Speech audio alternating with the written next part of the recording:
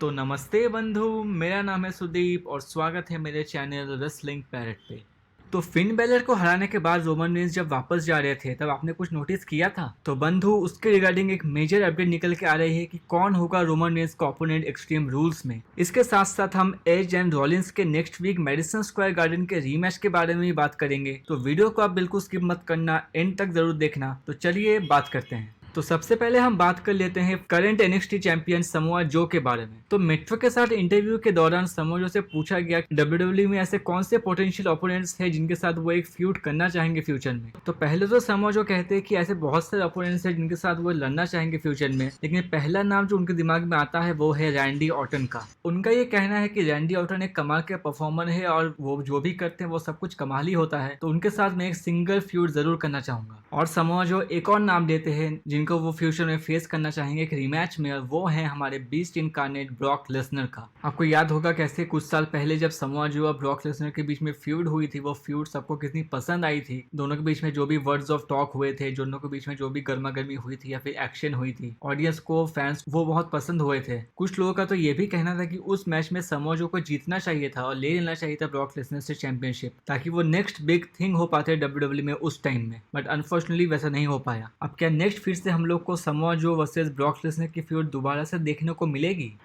अभी के सिचुएशन को देख के वो तो थोड़ा मुश्किल लगता है, बट डब्ल्यूडब्ल्यूई में कभी भी कुछ भी हो सकता है, तो let's hope for the best. हम चलते हैं हमारी अगली स्टोरी की तरफ। तो ये अपडेट निकल के आ रही है जो हमारी फॉर्मर रॉ वुमेन्स चैंपियन थी निकी एएसएच, उनको मनी इन द बैंक का ब्रीफकेस और रॉ की चैंपियनशिप देखने का फैसला कब किया गया। तो रिपोर्ट ये आ रही है कि जिस दिन शाम को money in the bank paper होने वाला था, उसी दिन दोपहर को ये फैसला लिया गया कि निकी एएसएच को मनी इन द बैंक का विनर बताया जाएगा। और सेम ही चीज हुई जब उनको रॉ वुमेन चैंपियनशिप भी मिली। जिस दिन रॉ वुमेन चैंपियनशिप मिली मंडे नाइट रॉ के शाम में, उसी दिन दोपहर को उनको बताया गया था कि उस दिन वो कैश इन करके चैंपियन बनने वाली हैं। वैसे ये तो 4 दिन की चांदनी वाली बात हो गई। आपने उसको 1 महीने के लिए चैंपियन बनाया और फिर सब कुछ निकाल के शार्लेट को वापस दे दिया। उस टाइम तो स्टोरी यही थी कि विंस मैकमैन को निकी एएसएच का जो सुपर हीरो वाला आइडिया था वो बहुत पसंद आया था, और वही रीजन था उसके रिसेंट पुश के लिए। और क्योंकि ये निकी वाला कैरेक्टर बच्चों के अंडर में बहुत फेमस है, तो निकी डब्ल्यूडब्ल्यूई के लिए बहुत सारे मर्चेंडाइज भी बिकवा रही थी। और आपको पता है कि जब डब्ल्यूडब्ल्यूई की कोई मर्चेंडाइज बिकवानी होती है या फिर जो पॉपुलर स्टार्स होते हैं जो अपने मर्चेंडाइज बिकवाते हैं, उनको डब्ल्यूडब्ल्यूई पुश करती ताकि उनकी मर्चेंडाइज और भी ज्यादा बिके। और वही सीन था हमारे निकी एएसएच के टाइम पे। अभी का सीन देख के तो यही लगता है कि निकी एएसएच को रिया रिप्ली के साथ पेयर किया जा रहा है एक टैग टीम के लिए। अब वुमेन्स चैंपियनशिप के लिए उनके पास तो कुछ बचा नहीं है। शार्लेट के साथ कोई नई बंदी फ्यूड करेगी, तो क्यों ना उन दोनों को एक साथ टैग टीम में भिड़वा दो। डब्ल्यूडब्ल्यूई का हमेशा से ऐसा एडिशन रहता है। हम चलते हैं हमारी अगले स्टोरी की तरफ जो कि जुड़ी हुई है एज वर्सेस रॉलिंस के next week Madison Square Garden के मैच से। तो सबके दिमाग में एक क्वेश्चन जरूर होगा कि एज एंड रॉलिंस के बीच में इतना कमाल का मैच हुआ समर स्लैम के अंदर, और उन लोग का जो चैप्टर है वो भी ऑफिशियली क्लोज हो गया था, तो फिर क्यों दोबारा डब्ल्यूडब्ल्यूई एज वर्सेस रॉलिंस का पार्ट 2 लेके आ रही है नेक्स्ट वीक? तो इसके रिगार्डिंग 2 या 3 रिपोर्ट्स निकल के आ रही हैं। पहला जो एक ऑब्वियस रीजन दिखाई दे रहा है वो है मेडिसन स्क्वायर गार्डन एक बड़ा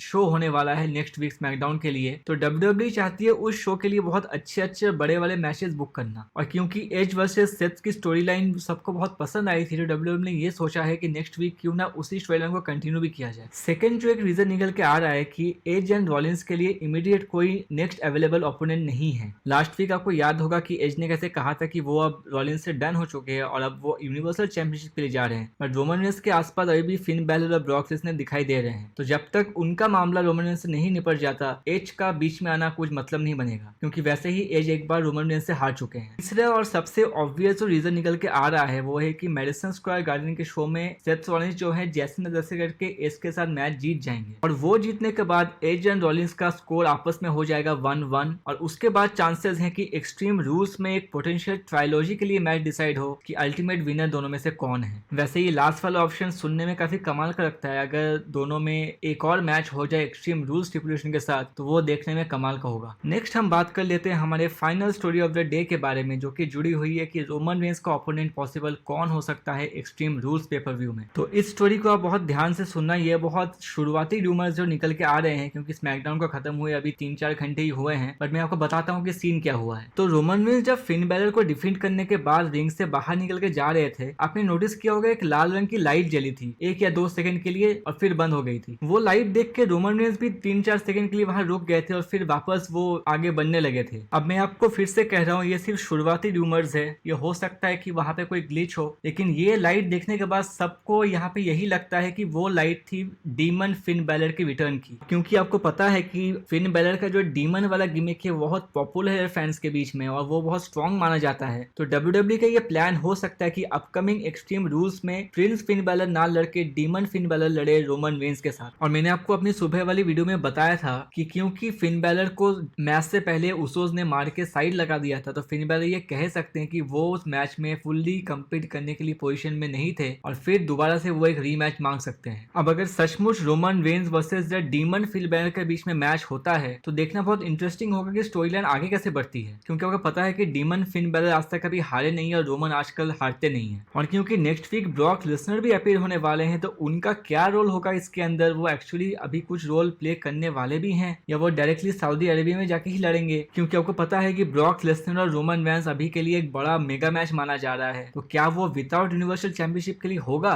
और अगर WWE सचमुच ब्रॉक लेसनर और रोमन रेंस के बीच में यूनिवर्सल चैंपियनशिप के लिए रेसलमेनिया में मैच प्लान कर रही है, तो क्या इतनी आसानी से वो लोग डीमन बैलर रोमन रेंस के हाथों में हरा देंगे? क्योंकि डीमन बैलर एक बहुत प्रोटेक्टेड कैरेक्टर माना जाता है WWE के अंदर, और Brock Lesnar versus Roman Reigns without universal championship का मैच भी फीका लगेगा। तो ये तो इधर कुआं उधर खाई वाली बात हो गई अगर WWE सचमुच ये मैच प्लान कर रही है तो। अब इन सारे क्वेश्चंस का आंसर जानने के लिए नेक्स्ट वीक का स्मैकडाउन बहुत मस्ट सी हो जाता है, क्योंकि वहां ब्रॉक लेसनर का रिटर्न है, वो आके कैसे रिएक्ट करेंगे रोमन रेंस के साथ, और क्या उस वाले एडिशन में फिन बैलर हमें दिखेंगे या डीमन का कुछ अपीयरेंस होगा या नहीं, तो हमें उसके लिए एक वीक तक वेट करना पड़ेगा। लेकिन उसके पहले अगर मुझे कुछ अपडेट मिलती है आपको इस चैनल पे जरूर मिल जाएगी। तो आज की ये वीडियो यहीं तक की थी। अगर आपको ये पसंद आई हो तो इसको लाइक या शेयर करना ना भूले। इसके साथ साथ चैनल को सब्सक्राइब करके नोटिफिकेशन बेल को भी ऑन कर दीजिए, ताकि आपको रेसलिंग से जुड़ी हर न्यूज, अपडेट्स और इवेंट्स की जानकारी इस चैनल पे मिलती रहे। तो ठीक है बंधु, मिलते हैं आपसे अगले वीडियो में।